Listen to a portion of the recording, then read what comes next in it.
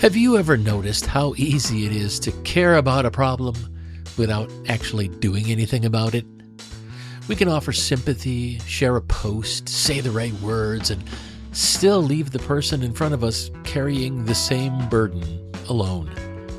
The hard part is not always recognizing that something is wrong. The hard part is deciding that someone else's dignity is worth our time, comfort, resources, or social ease. I'm Brandon Jubar, and this is Mythologizing the Bible, where we'll be taking a look at 3 readings from the Christian Bible through the lens of sacred myth.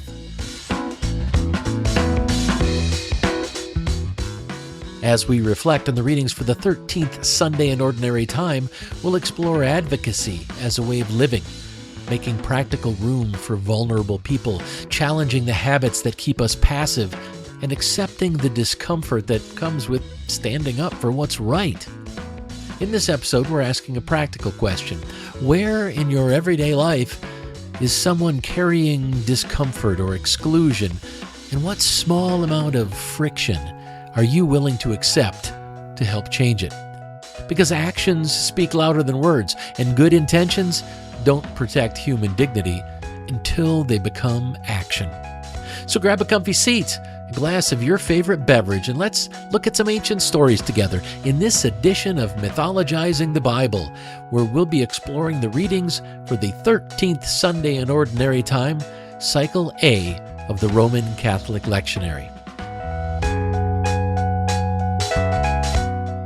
So our first reading is from 2 Kings. It's chapter 4, verses 8 through 11, and verses 14 through 16a. Our second reading is from the letter to the Romans. It's chapter 6, verses 3 and 4, and verses 8 through 11. And our gospel reading is from Matthew. It's chapter 10, verses 37 through 42. Now we'll start by going through all 3 of the readings, then we'll look for the messages and the main lesson in each one. Finally, we'll bring everything together, look at what it means for us today, and talk about where we go from here. And with that, let's begin. Our first reading is from 2 Kings. One day, Elisha went to Shunem, and a well-to-do woman was there, who urged him to stay for a meal. So whenever he came by, he stopped there to eat. She said to her husband, "I know that this man who often comes our way is a holy man of God. Let's make a small room on the roof and put in it a bed and a table, a chair and a lamp for him. Then he can stay there whenever he comes to us." One day, when Elisha came, he went up to his room and lay down there. "What can be done for her?" Elisha asked. His servant, Gehazi, said, "She has no son, and her husband is old." Then Elisha said, "Call her." So he called her, and she stood in the doorway. "About this time next year," Elisha said, "you will hold a son in your arms." Our second reading is from Paul's letter to the Romans. Brothers and sisters, don't you know that all of us who were baptized in Christ Jesus were baptized into his death? We were therefore buried with him through baptism into death, in order that, just as Christ was raised from the dead through the glory of the Father, we too may live a new life. Now, if we died with Christ, we believe that we also live with him. For we know that since Christ was raised from the dead, he cannot die again. Death no longer has mastery over him. The death he died to sin once for all. But the life he lives to God. In the same way, count yourselves dead to sin, but alive to God in Christ Jesus. And our gospel reading is from Matthew.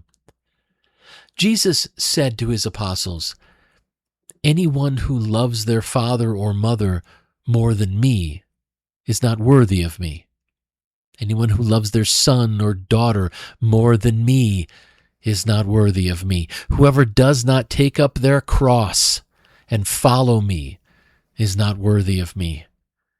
Whoever finds their life will lose it, and whoever loses their life for my sake will find it." Anyone who welcomes you welcomes me, and anyone who welcomes me welcomes the one who sent me. Whoever welcomes a prophet as a prophet will receive a prophet's reward, and whoever welcomes a righteous person as a righteous person will receive a righteous person's reward. And if anyone gives even a cup of cold water to one of these little ones who is my disciple, truly I tell you, that person will certainly not lose their reward.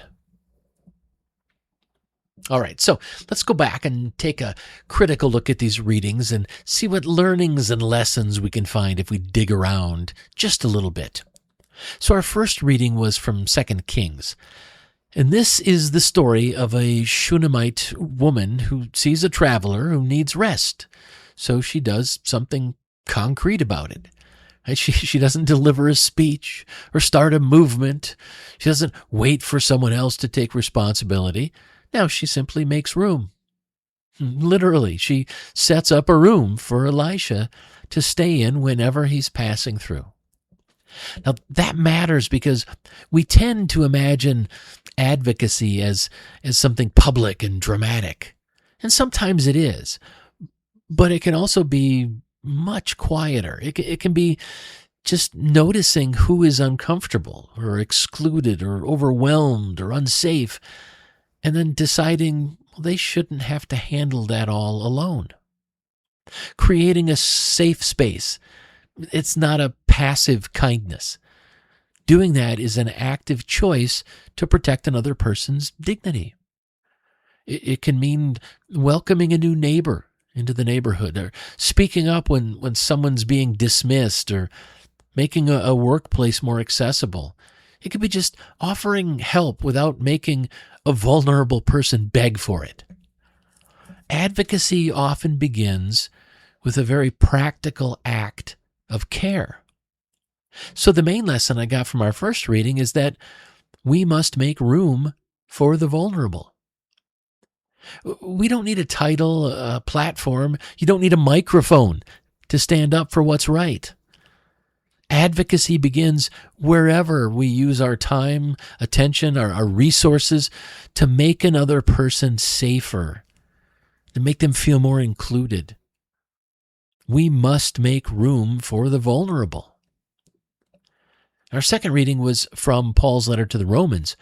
And this passage uses all this dramatic language about dying and rising, but its human insight is pretty simple.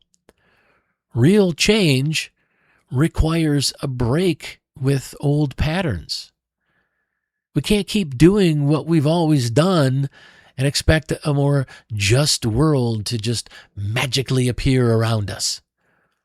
Now, for many of us, the old pattern, it's not open cruelty. In fact, it's not about cruelty at all. Our old pattern is really about passive compliance. We hear the biased joke, we just let it slide. We see someone excluded, and we decide it's not our problem. We avoid difficult conversations because keeping the peace feels easier than doing the right thing. Advocacy asks us to interrupt those habits. It asks us to notice where comfort has made us silent and then choose a better response. Now, that kind of change, honestly, it's rarely dramatic. In fact, it's usually something we have to build through small, repeated decisions to align our actions with our values. Something I talk about a lot. Aligning your thoughts, words, and actions with your values. Advocacy begins with the choices we make when no one's watching. So the main lesson I got from our second reading is that we must choose courage over compliance. Look, standing up for others is not only about what we say in public. It really begins with the private choices that shape our character, and what we tolerate, what we challenge, what we're willing to change in ourselves. We must choose courage over compliance. Okay, our final reading was from the Gospel of Matthew. And this reading uses some very intense language about loyalty and sacrifice. Now, taken literally, parts of it can sound pretty harsh, even divisive. But beneath that ancient religious framing is a pretty familiar human truth. Standing up for people who are being harmed will not generally make us popular. Advocacy can create friction with family, friends, coworkers, the communities we live in. It might even mean challenging a joke, right? Refusing to repeat a lie, or supporting a vulnerable neighbor. It might mean speaking up when silence would frankly be a hell of a lot more convenient, definitely a lot easier. The cost to us is usually social before it becomes anything else. And that's why solidarity matters. You've heard me talk about this a lot. We need people who will welcome, encourage, and support one another when doing the right thing feels lonely. We need to come together to do that. Advocacy is not meant to be a solo performance. It is a network of ordinary people helping one another to keep going. Doing the right thing can cost us comfort, can cost us approval or ease. That's why we need to do it together. Anyway, the main lesson I got from our gospel reading is that we should let justice cost us something. If our values never even inconvenience us, they might just be more decoration than anything else. Real advocacy, really standing up for our values, asks us to give up some comfort, give up some approval, give up some of the convenience we've come to expect, so that someone else can live with greater safety and dignity. We should let justice cost us something. All right, let's review the lessons we've talked about so far. In our first reading from 2 Kings, the main lesson I came away with was we must make room for the vulnerable. In our second reading from Romans, the main lesson I got was we must choose courage over compliance. And finally, the main lesson I got from our gospel reading was we should let justice cost us something. Advocacy. It's not just a sign at a rally or a Facebook post that gets a few likes from our friends. Advocacy begins when we notice who needs safety or who needs to be welcomed or who needs support, and we decide to make room for them. Advocacy grows when we stop excusing the small habits that keep us silent or complicit. And advocacy becomes very real when we accept that protecting another person's dignity, you know what? It might cost us something. It might cost us some comfort or approval of others, or it might be a bit of an inconvenience. Standing up for what's right, it's not one dramatic moment, though. It's really a way of living, and it starts close to home, and then it reaches outward when we learn more courage. So let's step back and take another look at these readings overall and see if we can figure out what these lessons really mean to us in our daily lives. To do this, I'll try to answer two questions. So what? And now what? Okay, so what? Why should we care about any of this? Well, we should care about these lessons because good intentions are not the same as advocacy. When people face poverty, displacement, or housing insecurity, thoughts and prayers might express concern, but they don't create a bed or pay a bill or provide a ride. They don't change a policy or change the laws or rules. The woman in our first reading made practical room for a vulnerable traveler. If our values never cost us time, space, money, or effort, we may be soothing ourselves more than helping anyone else. Now, this is important because we can't claim moral values while protecting harmful habits and loyalties. Too often, religious and political institutions excuse cruelty, corruption, or discrimination because it serves their tribe. But advocacy begins with an honest look at ourselves. Where have comfort, bias, or partisan loyalty made us sort of passive? Public justice means very little if we refuse to challenge the harmful patterns in our own lives and communities. We should care about all of this because it's important to know that standing up for people will sometimes create conflict. A lot of modern spirituality promises peace of mind, personal comfort, and a life free from unpleasant conversations. But I'm here to tell you, real progress has never worked that way. When someone is being harmed, silence protects the status quo. Advocacy, it may cost us approval, relationships, or a little bit of social ease. But if that's the price of helping another person live with greater safety and more dignity, that's a small price to pay. Come on, folks. And the last question I try to answer is, now what? What are we supposed to do? Well, I firmly believe that advocacy becomes real when we stop treating discomfort as a sign that something has gone wrong. Sometimes, maybe a lot of times, discomfort is just the cost of making a space safer, fairer, or more welcoming for someone else. So, with that in mind, here's your challenge for the week. Complete a friction and comfort audit. What I want you to do is pick one space you're going to spend time in this week. At your home, your workplace, or with some other group of people, whatever it is. Pick the space. Now first, identify where someone may be carrying discomfort, anxiety, exclusion, some sort of unfair burden within that space.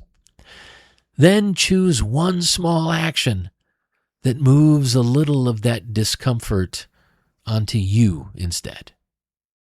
And so maybe you interrupt someone who keeps talking over a coworker. Right? Excuse me, I'd like to hear the rest of what so-and-so was saying.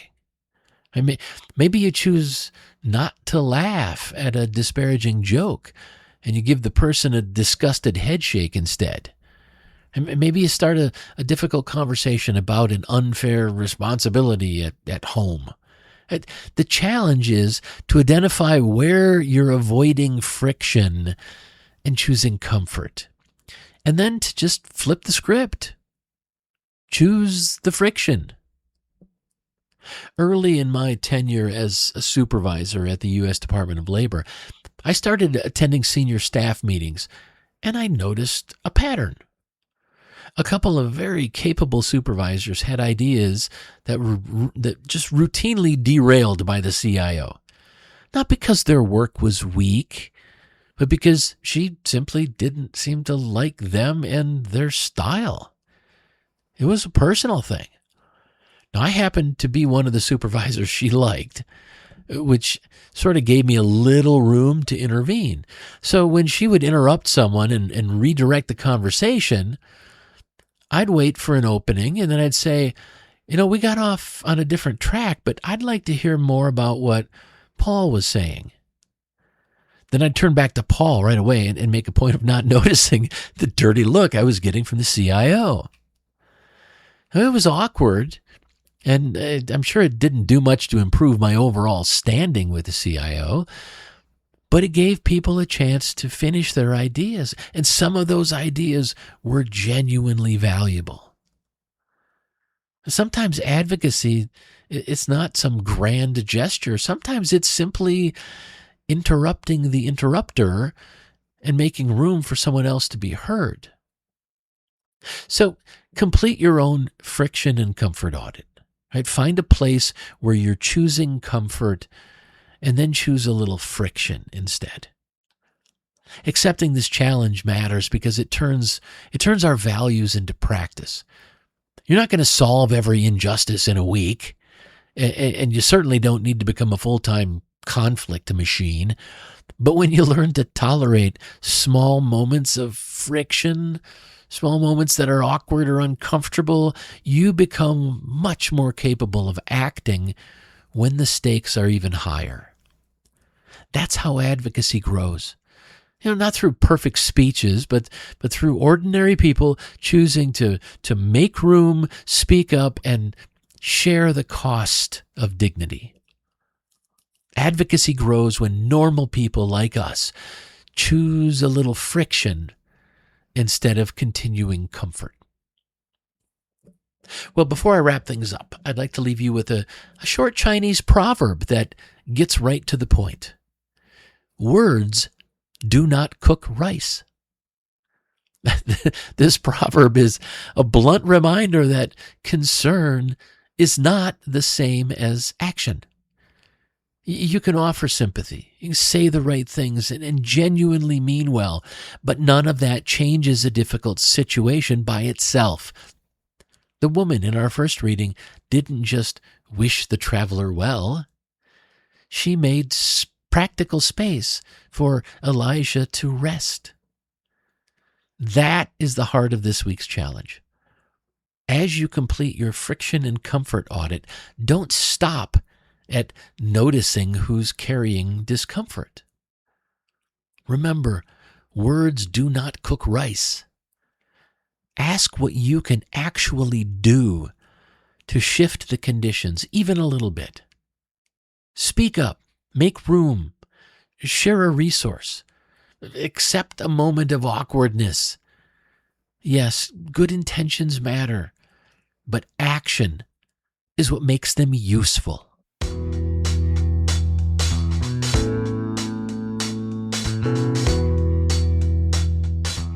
All right, we've come to the end of this episode. Thanks for joining me. I'll be back again next week, but in the meantime, I encourage you to engage with our challenge for the week. Accept the challenge, but also pay attention to the important lessons you come across wherever you find them. You'll create a more purposeful and joyful life, and you'll start to feel more connected to the world and the people around you. I hope you enjoyed this episode of Mythologizing the Bible, as we did a deeper dive into the readings for the 13th Sunday in Ordinary Time, Cycle A of the Roman Catholic Lectionary. Remember that standing up for what's right is not one dramatic moment. It's a way of living that starts close to home and reaches outward with courage. The Bible readings used for this episode are from the Holy Bible, New International Version, NIV, copyright 1973, 1978, 1984, and 2011 by Biblica Inc., used by permission, all rights reserved worldwide. Thank you for listening. If you like this content, please consider telling a friend about it. The more people who hear the positive messages I'm sharing, the better. Mythologizing the Bible is a live-streamed series held most Thursdays at 8 p.m. Eastern Time on twitch.tv/TheCodaProject. Every week, the audio of these Mythologizing the Bible presentations is released as a podcast. You can find the podcast at thecodaproject.com or on Spotify, Apple Podcasts, YouTube, and Pocket Casts. To learn more, to subscribe to my mailing list, and to keep up on everything I'm doing with the Coda Project, please visit thecodaproject.com.